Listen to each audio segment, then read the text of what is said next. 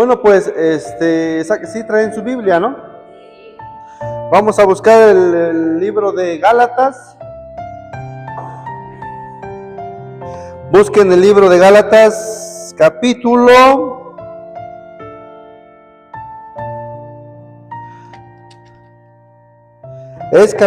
6, versículo 14. Es el libro de Gálatas, capítulo 6, versículo 14.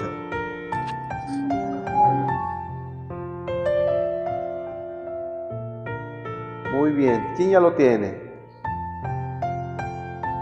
Una hermana acá por acá, muy bien. De este lado es el libro de Gálatas, es ya por ahí por la última parte de la Biblia. El libro de Gálatas, capítulo 6, versículo 14, ¿verdad? Capítulo 6, versículo 14. Muy bien. Levante la mano quien ya tiene el texto bíblico. Muy bien. La mayoría todavía no. Vamos a esperar 30 minutos en lo que buscan ustedes. No se crean. Vamos a esperar un minutito más para poder compartir la palabra de Dios.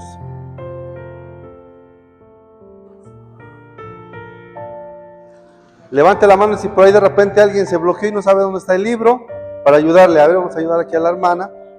Ya lo tiene. Ok.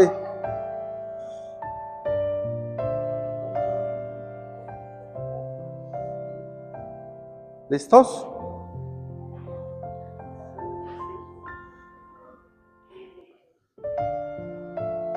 ¿Ya está? Sí, ¿verdad? Bueno, vamos a leer entonces la palabra de Dios para poder compartir un poquito este tema sobre cargando con la cruz. Dice la palabra, de repente hay algunos textos bíblicos que vienen con una traducción un poquito diferente, se cambia un poquito el texto, pero usted siga ahí su texto, el de usted.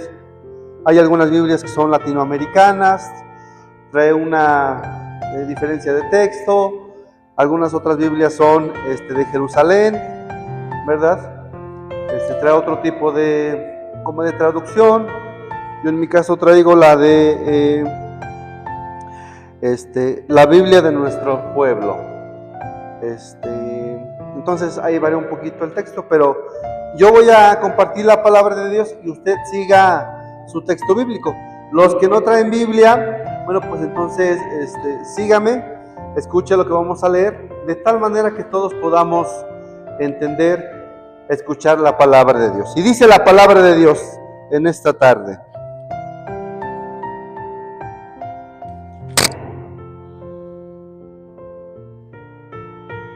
lo que es a mí, Dios me libre de gloriarme, si no es de la cruz de nuestro Señor Jesucristo, por el cual el mundo está crucificado para mí y yo para el mundo. Palabra de Dios. Te alabamos, Señor. Fíjense que este texto nos está hablando de cómo murió Jesús. ¿Cómo murió Jesús? En una cruz, ¿verdad? Y en aquella cruz, bueno, pues sabemos que era una manera de morir de la gente. Aquellas personas, aquellos asesinos que eran muy peligrosos, pues estaban condenados a morir en una cruz. Así era la tradición en aquel tiempo. Para que por ahí si algún día llega un testigo de Jehová y le dice que Jesús no murió en una cruz, que solamente murió en un madero, bueno, pues no es verdad. Jesús murió ¿en dónde? En una cruz, ¿verdad? Porque así nos los comparte ¿quién? La tradición de la iglesia, ¿verdad? La tradición de la iglesia. Acuérdense, a ver, hermanos católicos. ¿Hay aquí algún hermano católico aquí? ¿Sí? A ver, levanta la mano, ¿quiénes son los católicos? Muy bien. Entonces nos vamos a entender perfectamente, ¿verdad? Y puedo hacer preguntas, ¿verdad? Católicos. ¿Sí puedo hacer preguntas? Muy bien. Para católicos, preguntas para católicos, ¿verdad?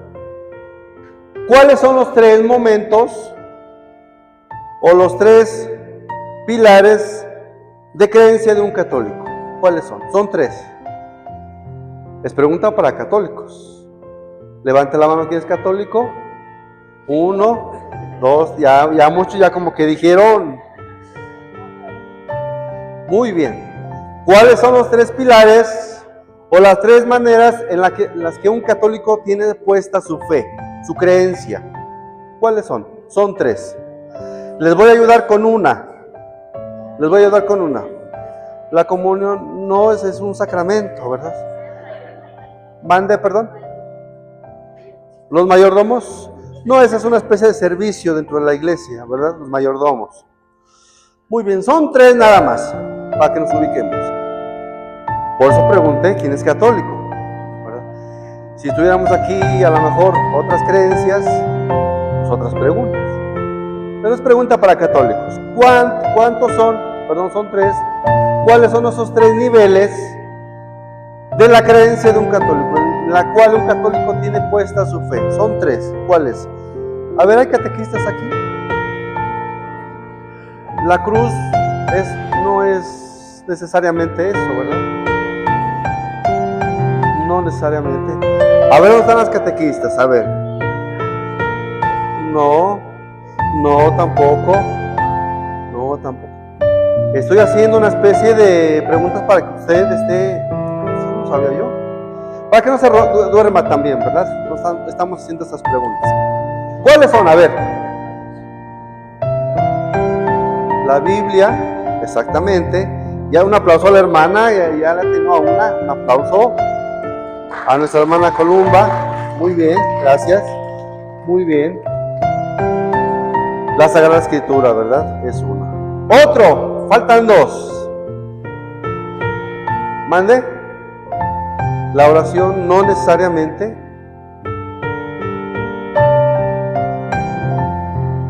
El catecismo, pero tiene una palabra un poquito más correcta, que es el magisterio de la iglesia. Es el magisterio de la iglesia. Falta una. Y es en donde vamos a entrar un poquito más a detalle para platicar de este tema. Falta una. No el rosario, pero muy bien por participar. Hasta los niños están, híjole, pues ¿cuál será? ¿Verdad? No, el bautismo no es un sacramento, ¿verdad? El bautismo. Muy bien, a ver. Ahora están las catequistas. Dentro de 20 días voy a venir a dar un curso a las catequistas y ahí voy también a preguntar. A ver cómo, ya no van a saber, ¿verdad? Es la tradición. La tradición. Por lo tanto, un católico cree en 3 cosas. Tiene puesta su fe en 3 cosas, en 3 aspectos.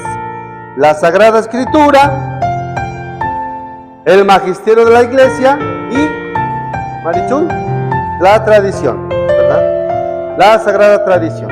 Son 3. Por eso, si tú eres católico, debes de creer en estas 3 cosas. En la Sagrada Escritura, en el magisterio de la iglesia y, ¿en qué? En la tradición, ¿verdad? Son estas 3 cosas. No quiero entrar en detalle en este asunto porque es meterme en otras cosas que no, pero solamente voy a dar unas pequeñas luces de cada una de estas para que no se quede así la respuesta así simple. Vamos a dar unas pequeñas luces nada más. ¿Por qué la Sagrada Escritura? Porque ahí está la vida y los hechos de Jesucristo, en el cual está puesta nuestra fe en la vida de Jesucristo. En la Sagrada Escritura está la historia de ¿qué? La historia de la salvación. Desde el Génesis hasta el libro del Apocalipsis. Ahí nos habla de cómo Dios se va a manifestar a un pueblo para salvarlo y después lo va a hacer en el Nuevo Testamento a través de la vida de Jesucristo.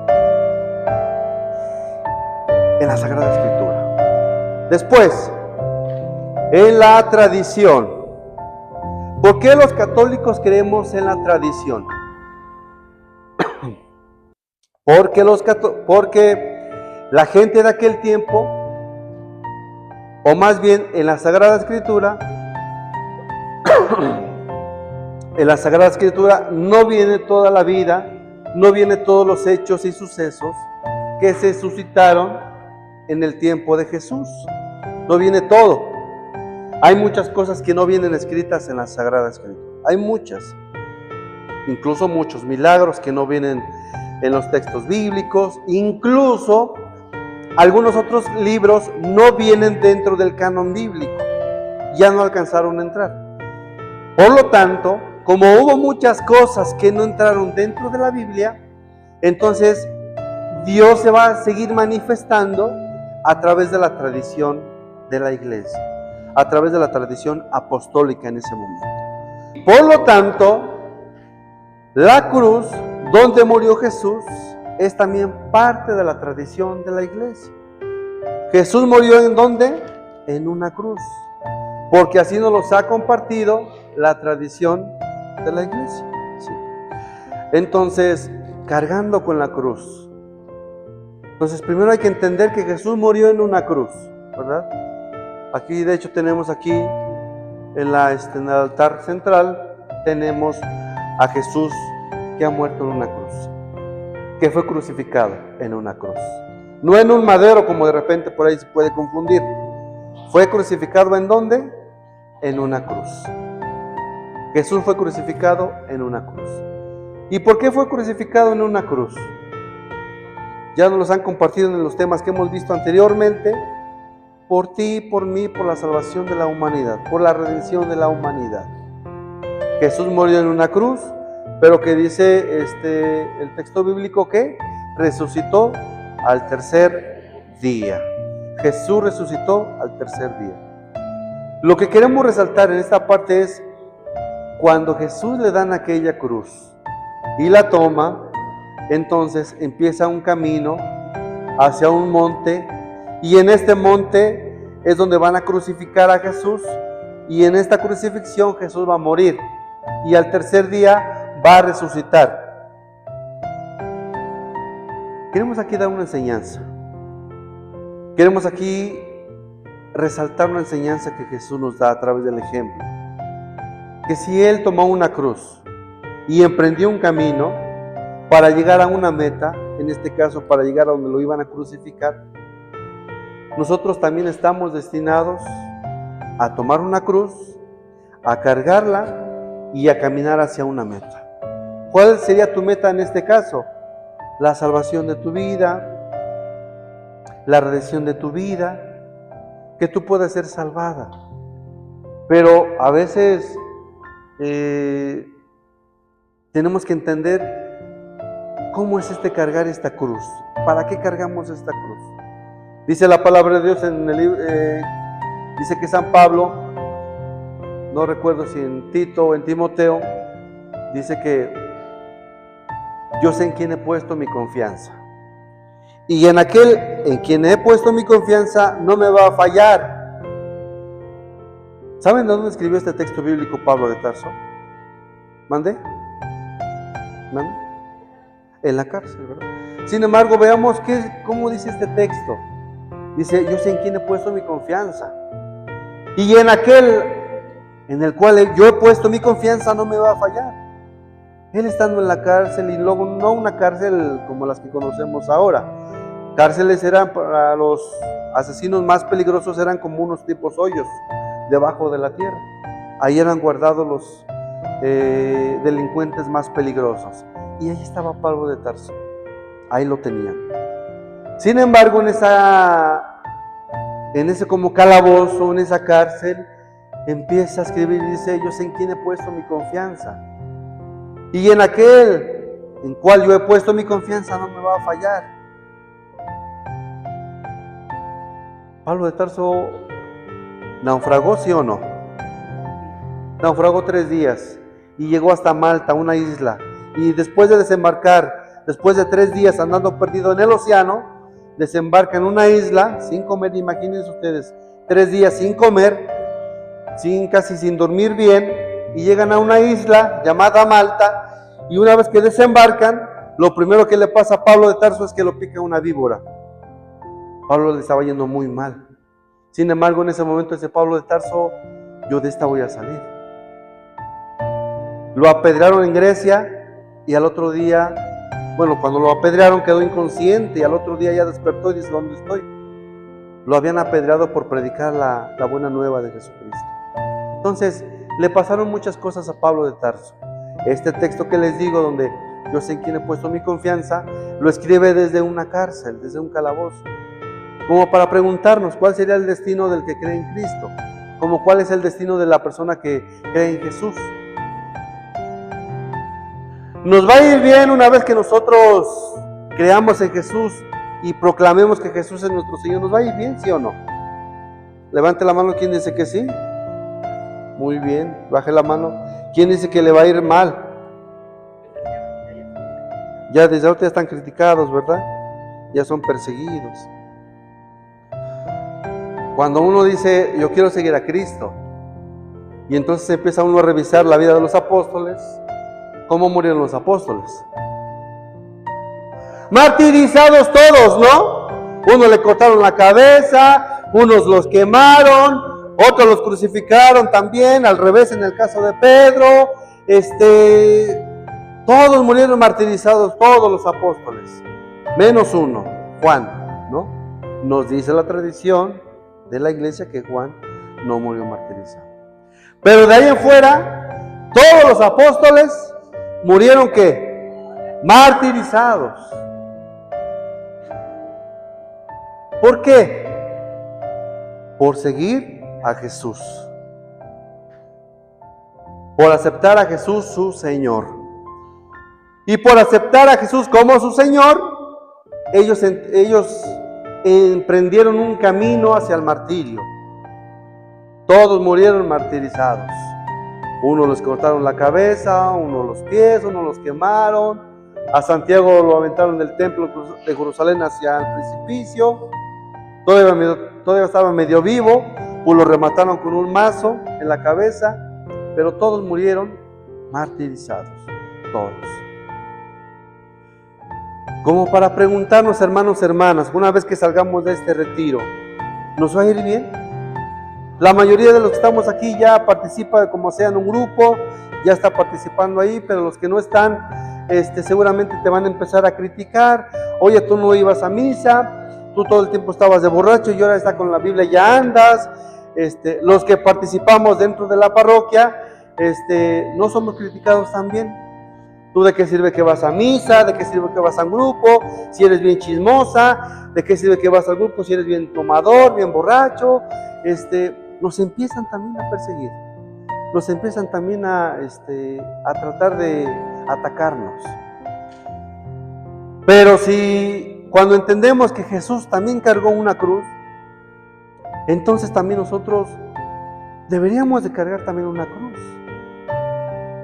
La cruz de las críticas, la cruz de las humillaciones, la cruz de las envidias, la cruz de... Cada quien sabe qué cruz tienes.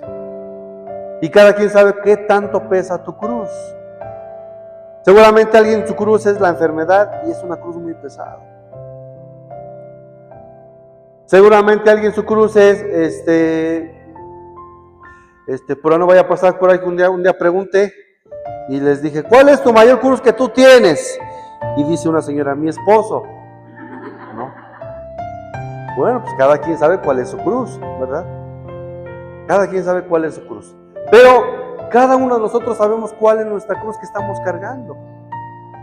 Cada quien sabe cuál es nuestra cruz que estamos cargando. ¿Y qué tanto pesa esa cruz? Por eso, como para preguntarnos, ¿cuál es mi cruz que a veces no puedo ya seguir caminando? Seguir avanzando como Cristo avanzó.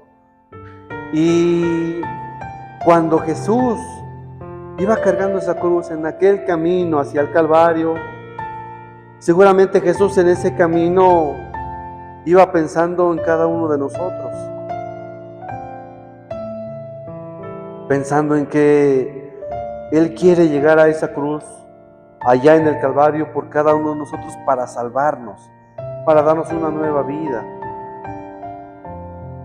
Porque Jesús es ese Mesías, es ese Cristo al cual en Él vamos a encontrar esperanza, vamos a encontrar una nueva vida en Jesús. Ya nos los compartía Maribel en el tema de Jesús como la solución. Es el Padre, solución de Dios, y yo le dije solución de los hombres. Una cuestión ahí de aspectos teológicos, pero a final de cuentas, ¿Jesús ha de ser nuestro Mesías, sí o no? ¿Jesús ha de ser nuestro Cristo, sí o no? Y Una pregunta para las mujeres, a ver, pregunta para las mujeres. ¿Cómo se llama ese príncipe o esa persona que ha de llegar a tu vida y que ha de llenar todos tus vacíos, y ese hombre que ha de llegar y que piensas con el que te vas a casar y el que te va a llenar de felicidad? ¿Cómo se llama ese hombre?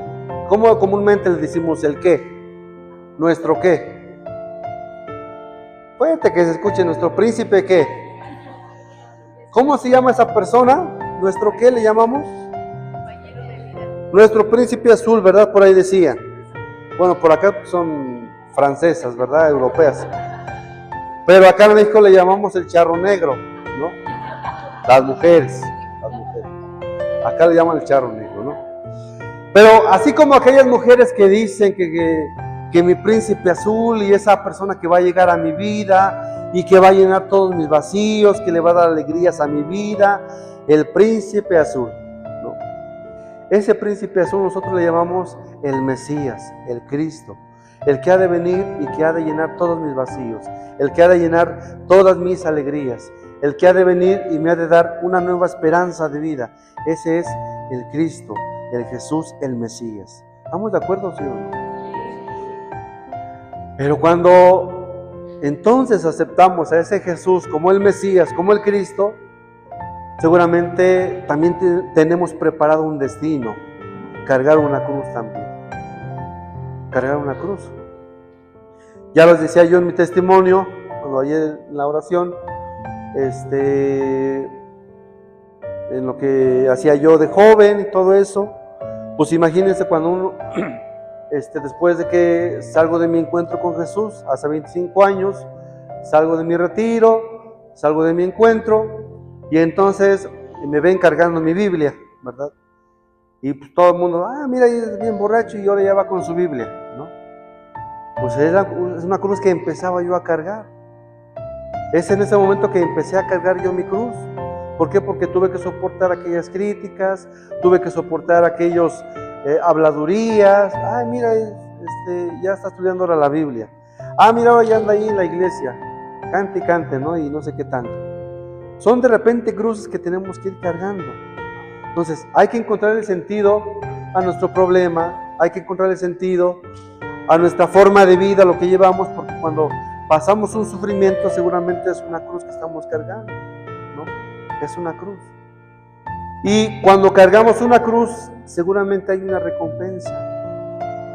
No todo es nada más porque sí y ya, ¿no? Si sufrimos, todo tiene un sentido, todo tiene un porqué. ¿Por qué sufrimos? Todo tiene un sentido, todo tiene un porqué. Si sufrimos, si tenemos una enfermedad, si estamos pasando por un momento difícil, todo tiene un sentido y una razón de ser. Todo. Pero todo tiene una consecuencia. Si hicimos cosas buenas, las consecuencias serán ¿qué? Buenas. Si hicimos cosas malas, las consecuencias serán ¿qué? Malas, ¿verdad? Pero ese es el mensaje que quisiéramos darle, o que yo quería compartirles, que todos tenemos una cruz. Una cruz es más pesada que otras. Hoy unas cruces que son más pesadas que otras. Seguramente la tuya es muy ligerita. Dices, bueno, pues yo estoy muy tranquilo. Si de repente tengo por ahí algunas situaciones en la vida, pero es una cruz que puedo ir cargando fácilmente. Hay otros hermanos que no, ¿verdad? Como el testimonio que nos compartía Marichuy y Maribel, ¿verdad? Sobre su testimonio. En el caso de Marichuy, pues la pérdida de sus seres queridos, ¿no? Primero de su papá, luego de su novio, su esposo, luego de su abuelito. Pues tres en uno, pues imaginen ustedes la cruz que tuvo que cargar Marichuy en ese momento. Una cruz muy pesada y que tuvo que ni modo que cargarla. Pero todo tiene un sentido, todo tiene un porqué cuando cargamos una cruz. Llegar a nuestro destino, llegar a la meta. Y un día, Pablo de Tarso, ya estando en ese calabozo, en esa cárcel, ya todo viejito, imaginen ustedes un viejito de 80 años más o menos, cansado de haber caminado, de haber recorrido, de haber viajado, de haber predicado, de haber fundado iglesias, un hombre ya cansado. un día manda a traer a Timoteo y le dice: quiero que me hagas 3 favores, Timoteo. Quiero que en un primer momento me traigas un abrigo, ¿verdad?, que dejé en casa de Troade, un compañero de evangelización. ¿Y por qué entonces uno se pregunta por qué le pidió un abrigo? Porque seguramente Pablo quería recordar aquellas evangelizaciones, aquellas experiencias que vivió con ese abrigo, y le pidió que le llevara ese abrigo.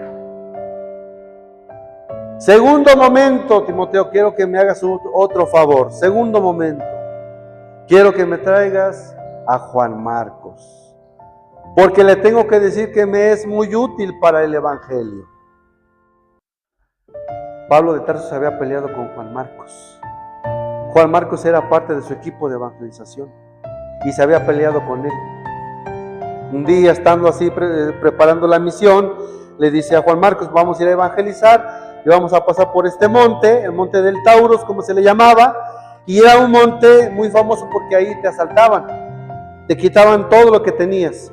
Entonces le dice a Juan Marcos: vamos a pasar por el monte Taurus, Juan Marcos, y vamos a emprender nuestra evangelización, nuestro primer viaje. Juan Marcos dice: no, yo no voy, dice. ¿No te das cuenta que por ahí asesinan, ahí matan gente, asaltan gente? Yo no voy. Ah, ¿no vas? Entonces no me eres útil para el evangelio, no me sirves para anunciar la buena nueva. Lo llevó hasta el suelo Pablo de Tarso. Y ya los que conocen más o menos la vida de Pablo de Tarso, era un hombre con un carácter fuerte, que perseguía, que te hablaba, que no tenía pelos en la lengua y decía las cosas tal y como eran. Las contradicciones que tuvo con Pedro también, otro apóstol también de carácter fuerte. Es decir, Pablo de Tarso era un hombre con un carácter muy fuerte, con un temperamento muy fuerte. Y sin embargo le dice a Juan Marcos: entonces tú no vas conmigo porque tú no me sirves para el evangelio de Cristo. Y entonces en esta reunión también dice que estaba Bernabé y le dice: mira, Pablo de Tarso, sabemos que tú eres un hombre valiente, con un carácter fuerte, pero no todos van a ser como tú, Pablo. No me importa, pero no va Juan Marcos, porque es un inútil, no me sirve. Pero ya cuando le estaba pidiendo sus favores a Timoteo, ya viejito Pablo, y le dice: segundo favor que quiero que me hagas es tráeme a Juan Marcos, porque le tengo que decir que me es útil para el evangelio. Es decir, Pablo de Tarso tenía que poner en paz su corazón antes de morir. Tenía esa conciencia, no estaba con la conciencia tranquila, traía esa espinita de lo que le había dicho a Juan Marcos. Y tercer momento, él le dice: y Timoteo, de manera especial, quiero que me traigas los pergaminos. Porque ya muchas veces he evangelizado, muchas veces he fundado iglesias, he viajado, he predicado, he evangelizado, pero ahora ya no quiero evangelizar. Ahora ya no quiero compartir la palabra de Dios. Ahora lo que quiero es gozarme con la palabra de Dios solamente yo. Quiero que a través del texto bíblico, que a través de los rollos, deleitarme con los salmos, deleitarme con los textos de Isaías, de Ezequiel, de Abraham, deleitarme cómo fue la manifestación de Dios en ese tiempo, y ahora quiero gozarme yo, solamente yo, estar en una intimidad entre la palabra de Dios y yo. Y después que le cumplen estos 3 favores a Pablo de Tarso, sacan de aquella cárcel a Pablo de Tarso, lo llevan a una plaza muy famosa, la plaza Mamerotina, que se llamaba allá en Roma, y toda la gente expectante. ¿A dónde llevaban a este hombre con cadenas, ya viejito? Lo llevaban a la plaza principal. Y ya una vez estando en aquella plaza principal, ponen la cabeza de Pablo de Tarso sobre un banco, y con una hacha muy filosa le cortan la cabeza a Pablo de Tarso, viejito ya. Y dice la tradición, nuevamente, que esta cabeza da 3 botes. Botó hasta por allá la cabeza de Pablo de Tarso. Y dice la tradición que esta cabeza, de estos 3 botes que dieron, salió una fuente de agua. Salieron 3 fuentes de agua de esta cabeza de Pablo de Tarso. Un día estaba Pablo de Tarso en una isla también, y también le habían apedreado también, y entonces pensaba él que iba a morir, pero la verdad es que no iba a morir, y le dice a Jesús, Jesús, mira, pues me han apedreado, me han sacado, me he quedado inconsciente.